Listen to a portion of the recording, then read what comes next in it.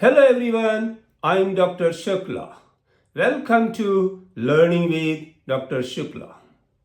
Have you noticed that we say a map of Australia but a plan of a building? Here you can see a map of Australia representing a very large area. Here you can see a plan of a building representing a very small area. Why do we use two different words? Is there a scientific reason behind it? Let us discover this simple but important idea from surveying and engineering. Before understanding the difference between a map and a plan, we must first understand an important idea called a scale. A scale is the fixed relationship between a distance on a drawing and the corresponding distance on the ground. In surveying, geography, and engineering, we cannot draw real objects in their true size. For example, we cannot draw a 100-meter road or an entire country on paper. So, we reduce the size using a fixed proportion called a scale. For example, if 1 centimeter on a drawing represents 100 meters on the ground, the scale can be written as 1 centimeter is equal to 100 meter. The same scale can also be written as a ratio called the representative fraction.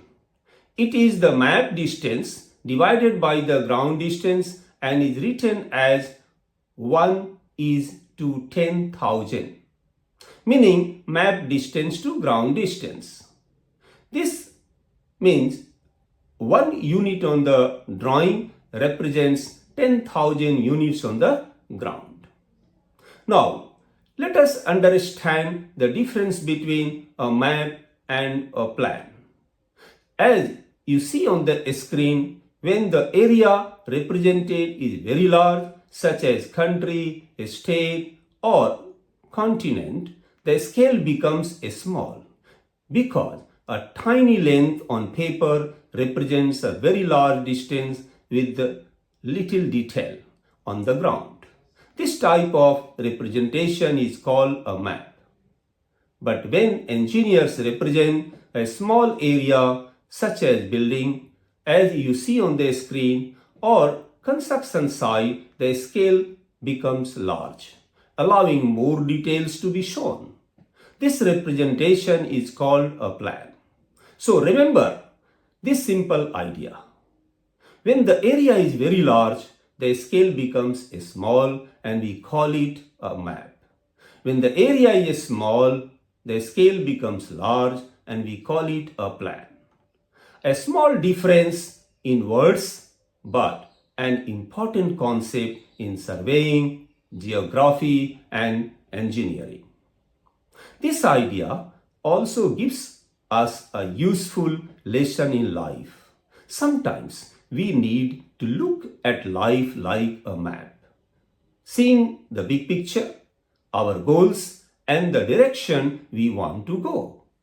But at other times, we need a plan, focusing on the details and steps required to reach those goals.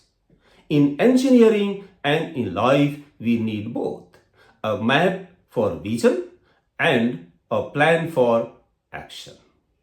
Observe, think, and learn. If you found this episode useful, please subscribe and share it with everyone. See you in the next episode.